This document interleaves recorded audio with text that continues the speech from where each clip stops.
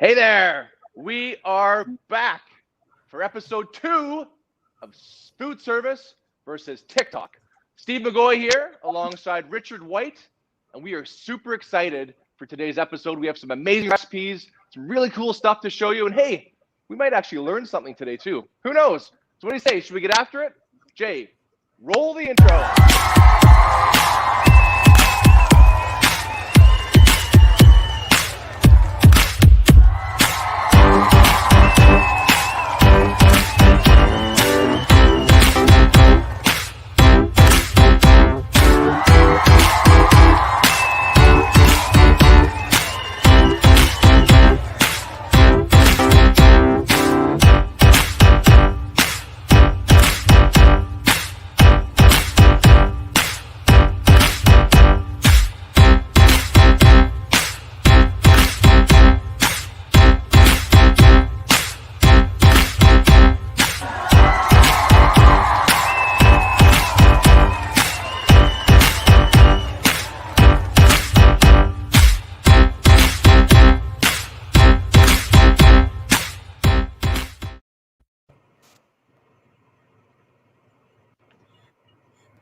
All right, we're live. We're going to take it over to Richard, and he's going to tell you all about our show today.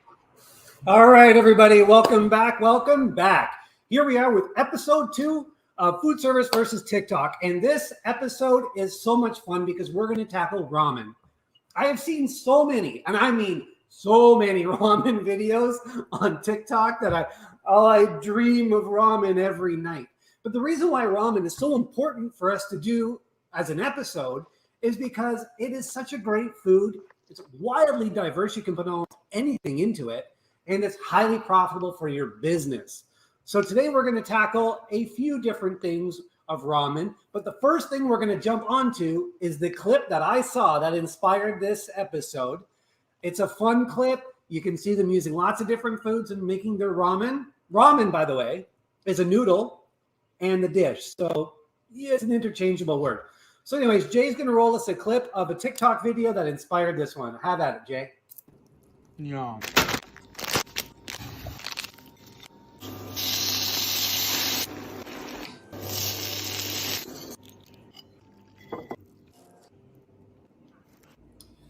That looks like some slow-mo stuff there. Very slow. Little slow-mo action happening there. Well, you can kind of get the idea of what's happening here. Okay, there we go. It just zipped to the end and skipped a lot of the stuff in the middle. I guess there was a lag there, but I think he did some caramelized pork bellies there and some different things. Yeah. So great video. I loved it. I loved all the different textures and colors that were in that dish. So we're going to recreate a couple today. I challenged Chef Steve to make a dish that has no broth. And that's, one of the quintessential parts of a ramen dish is the broth. So anyways, I'm going to pass the baton over to you, Steve, and you can show everybody what you came up with. Have at it. Yeah, see, you know what? I loved this challenge. And it was funny. When Richard challenged me to this, I had a little secret in my pocket. Back a few years ago, I was traveling through Japan, and I came across just this type of dish. It was a brothless ramen, essentially a bowl of noodles with lots of great ingredients, some really cool sauces. And I asked my travel partner, who happened to be my brother, I said, "What is this?" And he said, "Well, locally, this is known as a maziman." And I said, "A maziman? What is that?" He said, "Maze means to mix or to blend, and man is the noodle. So a maziman is a noodle dish that you mix without broth." So I was like, chalk that one up in the memory bank. And guess what? Richard challenged me to it, and out of the vault it came. So I'm going to show you my version of a maziman, but I'm going to do a breakfast maziman. And as Richard said, ramen is so diverse. You can use it on all different day parts. Breakfast, lunch, and dinner. It's very interchangeable. And really, unless you're putting like foie gras or like A5 Wagyu on it, it's pretty profitable. Lots of money to be made on this kind of stuff. So let me show you my version of a breakfast maziman, or a brothless ramen. So first of all, I'm going to take my ramen bowl, very traditional, and I'm going to add a little bit of sauce to the bottom. I'm actually going to be using Lynch's maple chili sauce, which is fantastic. I'm going to put that at the bottom of the bowl. So I'll place that in here. And again, remember, the whole idea is to mix this afterwards. So that sauce is going to sit on the bottom, waiting for other ingredients to all mix together. Next, I'm going to place my ramen noodles into my bowl that already has that maple chili sauce, which is so delicious. A nice amount of noodles, still leaving lots of room in the bowl to mix. And then from there, what I'm taking is some bacon that I've caramelized and candied in more of that maple chili sauce. So, so good. I'm going to place that on one side of the bowl, just like such. Be generous. It's breakfast. People are hungry. Lots of nice candied bacon there. And then, here we go. We're going to keep building. I'm actually going to add a little bit of seaweed salad for some color, a little bit of green in there. Really nice mixture with these ingredients. And then a little pickled ginger for some color as well. It's going to work really well with this dish. Fantastic. Then, wouldn't be breakfast without some eggs. So I have soft poached some eggs perfectly. I'm going to place these on top. And the neat trick with these is the yolk is going to become part of the sauce. When I break it, open the egg, the yolk's going to flow all over the noodles. And when you mix it together, you're going to get an absolutely beautiful sauce. I've got my poached eggs there. I'm going to finish it off with some sesame seeds, a little bit of Japanese seasoning, salt, and hey, why not? Let's put a little nori on there. And that is my version, I accepted, of a brothless ramen known as a maziman. You can take a really close look here and watch this action. You're gonna bust that egg open. All that yolk's gonna run all over the noodles. We're gonna mix it all together and have an absolute amazing breakfast. So there you have it, Mr. White. I took this challenge, I ran with it. Now let's see if you can take on my challenge. I think, if I remember, I challenged you to make a vegan ramen. Let's see what you got. All right. All right. You know what? That looked good. And I can tell you, anyone sitting in a restaurant that gets a poached egg cut open and the yolk falling out over your food, I'm telling you right there, that's some award-winning stuff right there. And yes, you did challenge me, the meat guy from Leicester's, to a vegan ramen. And I'm going to do a little vegan ramen, but I'm going to put it onto a kid's menu because I find that when you go out to restaurants, the weakest part of the experience is always what are you going to feed the kids? We've all been there. It's chicken fingers, it's pizza, it's a hamburger, it's a hot dog. Not that I got anything against hot dogs. Jesus, my bread and butter every day. But what happens if you're a vegan and your kids are vegan, or you want your kids to eat vegan, or just you want something different? Well, that's what we're going to come up with today. So I came up with what's going to be a vegan, essentially, ramen and cheese sauce. Now, what we're going to do is we're just going to simply take the ramen noodles. I'm just going to strain these ones off here really quick because they're just about done here. And then I'm going to put them into a cheese sauce. I'm going to put them into a cheese sauce that I made with soy milk, some nutritional yeast, a little bit of stock, like veggie stock, obviously, and a little bit of tapioca powder. And that came together to make a really nice, like, vegan cheese sauce without getting into that fake vegan cheese product that doesn't always go so well. So I got my noodles. I got my cheese sauce. I'm just going to give it a little bit of a mix here, as you can see. Oh, it's nice. And look at that. Like that right there. That's ooey gooey fake. You wouldn't believe it's not real cheese sauce. It's fantastic. So I'm just going to put that into a bowl. I actually, in my kitchen, because we feed a lot of people in this house every day, I have a lot of restaurant dishes here from my old days. Still kicking around. So I actually have a dish here. I'm going to pull out some broccoli, because if the number one vegetable for kids is broccoli, they love this stuff. So just some steamed broccoli along the side here. Oh, look at that. That's nice. You can give it a little bit of a little garnish, and off you go. So here we have it. That there is what you call vegan ramen, and it's for a kids menu. And I'm going to tell you, any kid's going to eat this up. It tastes just like real mac and cheese, but it's ramen. And because you made it with the ramen noodle, it's actually going to hold up great over time, and it's not going to get all soft and mushy. It's going to perform really well in the kitchen. Super easy to make. 4 minutes to make a ramen noodle, 2 minutes to make the sauce, and some steamed veggies. It's a winner vegan dinner. Cheers. All right, so we're gonna take a quick second for a commercial break so you can hear from our lovely sponsors, and then we are going to come back because Chef Steve has his part of his personal recipe that he wants to do, and he's going to show us what he did with a ramen dish. Without any sort of a challenge. So anyways, let's roll the thing and we'll come back to Chef Steve.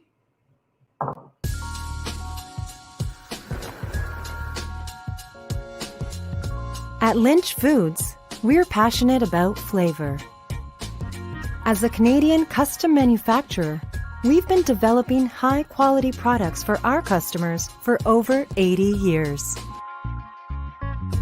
Sauces, dressings, gravy and soup mixes, toppings and syrups for ice cream and milkshakes, all in packaging ranging from individual portions to retail and bulk formats.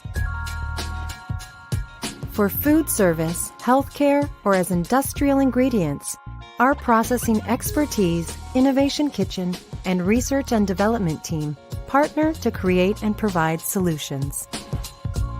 Our excellent customer service, world-class certified food safety standards, and experienced nationwide sales force can support your business locally, be a trusted partner, and inspire endless possibilities.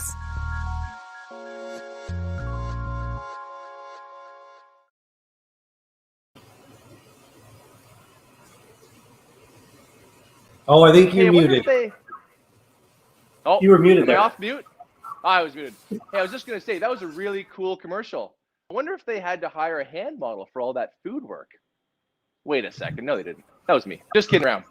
Nicely done. All right.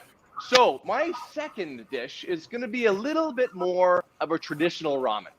And I think sometimes food service operators, cringe at the idea of having to offer a ramen or a noodle dish on their menu because they think that you have to bring in all kinds of different, funky ingredients, and you're only going to get minimal use out of them. Then you're going to waste them, and food cost is going to go up and all that kind of stuff. But I'm here to let you know you don't have to do that. You can make an amazing ramen dish using pretty common things you'll probably find in your pantry at your restaurant. So I'm going to do a chicken ramen using noodles, obviously using chicken. But the kicker is how I made my broth, which I think is really cool. And this doesn't, require you to have to bring in a separate ramen broth. I used a chicken soup base and a teriyaki sauce. So I used Lynch's Gold chicken soup base and Jade Mountain's teriyaki sauce, and I combined those together to create this really cool broth. On their own, chicken soup base is chicken soup base. Most people have some type of stock or a soup base in their restaurant. And teriyaki sauce is teriyaki sauce. But when you put them together, you get this beautiful umami flavor that you're looking for when you're trying and you're eating ramen. So two very common ingredients you may find in your restaurant, you put them together and all of a sudden you've got a beautiful broth that works perfectly in this application. So let me show you what I did. I took, like I said, those two ingredients and I combined them together for my broth. But whenever I like to make traditional ramen with a broth, I like to add my noodles first. That way you can gauge the proper and appropriate amount of broth to surround the noodles with. So I'm going to add my noodles to my bowl first. That way it'll give me a guide as far as how much broth to put in afterwards. So in go my noodles. Beautiful. Center of the bowl, looking great. Then, now I've got a better idea of how much broth to put in. You'll be able to see the beautiful coloration of the broth. Again, combining that fantastic soup base that we make here at Lynch, as well as the Jade Mountain teriyaki sauce. Gorgeous flavors, really nice, earthy, rich color that you get. And that, to me, is a nice amount of broth. You still see the noodles. They're not totally submerged. And they go. So next, I'm going to add some asparagus that I've just lightly steamed, provide a little bit of green. I'm then going to add some sauteed cremini mushrooms. Sorry, shiitake mushrooms. My bad. Those are going to go in there. Again, nice earthy mushrooms, nice and caramelized, just lightly seasoned with some salt, pepper. Place those to the side. Okay. Then some radish that I've just soaked in a little bit of sugar water. That's going to keep them nice and crunchy, but also have a little bit of sweetness that'll help complement some of those sweet notes that come from that teriyaki sauce. Then, I'm going to add my chicken. This chicken I had marinated in that same teriyaki sauce, which gives that skin that beautiful dark coloration you're seeing. I'm just going to place that on the side of the dish like that. I'm going to finish it off with a few chili flakes, a little bit of heat, a couple really nicely slant cut green onions on there, a little bit of nori on top, and holy smokes, you just created a pretty phenomenal ramen dish utilizing things that you already have in your restaurant. Beautiful broth, utilizing that soup base and teriyaki, chicken breast, pretty common, some nori, some mushrooms, some onions, some radish. And again, I think Richard said at the beginning, these are so interchangeable. This is just one version, but you could add anything to a dish that makes it a ramen. And this was my take on it. It's delicious. It looks attractive. It looks fantastic. And I tell you, not a lot of cost in here, which equals big profit. So enjoy that. We're going to take it back over to Richard. Wow. I don't know how to say wow big enough. The presentation on that, Steve, was out of this world. You know, I guess that's why you are who you are, man. You're the man. You know, I got some viewer feedback here. Our friend Rick Wassel over at Silver Group Purchasing made a comment about how white my kitchen is. I'd like to thank him for that. I worked very hard to make a perfectly white show kitchen in my white house. It's white inside and out. I can tell you, I just love the color. Anyways, and another viewer feedback that we got from somebody was to say, why ramen noodles and why not just angel hair pasta or some Scooby-Doos or whatever when you're making this kind of stuff? And the answer is in the recipe and how you actually make a ramen noodle. It's not just pasta. They use a little bit of an ingredient called alkaline salt. Now, I'm not a food scientist. Alkaline salt's going to be something that's going to be very hard for you to find unless you're into a specialty shop in an urban center. Where if you're like me up here and you want to make ramen noodles, kind of need to go back to 12th grade chemistry class. And so you basically need a sodium carbonate into your salt. And so you can take a sodium bicarbonate, which would be baking soda. And if you remove the H, so like the water from it, by baking it in the oven and drying it right out, it would become sodium carbonate. And then you mix that with salt and you should have an alkaline salt. Now, you might want to Google that recipe if you can't get a hold of some alkaline salt and you want to make your own noodles from scratch, or you can just go to the grocery store and for 99 cents buy yourself a package of ramen. Whatever floats your boat.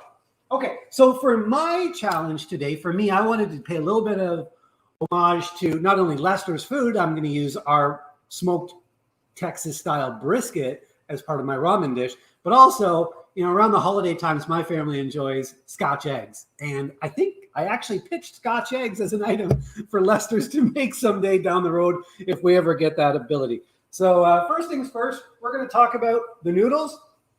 I made my noodles from scratch. I mean, I made them happen from a package. I just messed that up a little bit there, you know. So I would start like you did with the noodles in the bowl, like this. I'm going to give a little shout out to Miners. I used your Chipotle stock, your Chipotle paste base for the base on this one. I really like the way that Chipotle works with the smokiness of the brisket from Lester's. So I've got that going on in there. And then what I did here is I just took our pulled smoked Texas brisket and I just sauteed it off here with some fresh leeks. The leeks give it that nice little earthy pungentness that the beef likes, and then the smokiness and the beef flavor coming out of that brisket is legendary. So I'm just going to put that on top like this. You don't need very much to make this go a long way. Pulled brisket is a very rich meat, and you don't need to put a ton of it on people's plates for them to feel absolutely full. So we're just going to go with that little bit there. And then last but not least, Scotch egg. For the magic of television, I actually made this up about 20 minutes ago on my own and just had it sitting in the oven, fitting off and getting it nice and perfect. For those of you who don't know what a Scotch egg is, first thing you need to do is come by my house on Christmas morning, get out a bottle of Scotch. Get out the eggs out of the refrigerator, hard-boiled egg without the shell, a seasoned sausage meat around the hard-boiled egg, double panko coated, deep fried, and I like to finish them off in the oven a little bit just to make sure they're cooked all the way through. Nothing worse than having seasoned ground pork not being cooked all the way through to ruin your Christmas. So that's what that is right there. I'm just going to cut this in half and see if it's cooked through and what it looks like on the inside. Hopefully it's beautiful.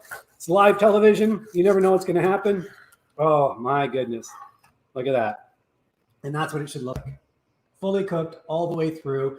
It'd be nice if I could have a little bit of run to that yolk, but in a restaurant, I don't think you can get away with that so easily. You're going to have the folks at the county coming in and saying, I don't know if I like that so much. They want to see their eggs cooked all the way through. Give it a little bit of a quick final seasoning here before it goes out. And that there is the ramen that I've decided to make.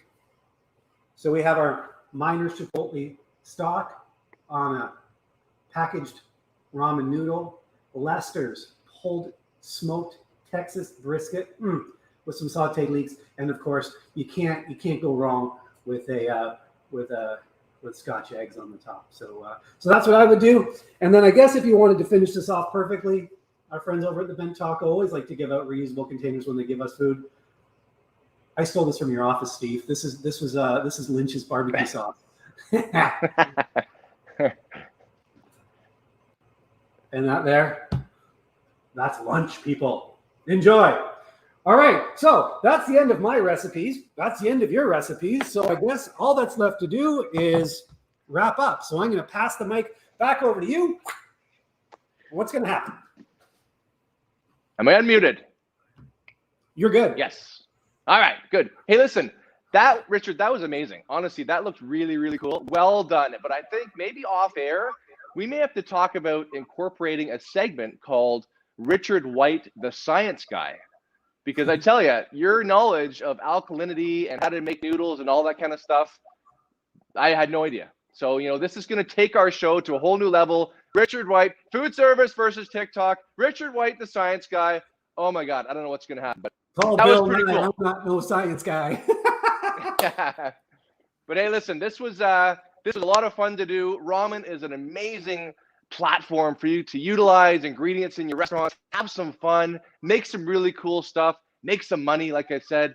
But this was a great one. And listen, we can't wait for our third episode. We have no idea what we're going to do yet, but we are going to come up with something amazing. We're going to watch hours upon hours of TikTok videos, lose days of our life watching this stuff to come up with something amazing. But if you guys have something you want to see us tackle, you want to challenge Richard or I to a TikTok challenge, giddy up. Just reach out to us and we would be happy to oblige. So in the meantime, Richard, this was awesome, brother. Looking forward to the next one.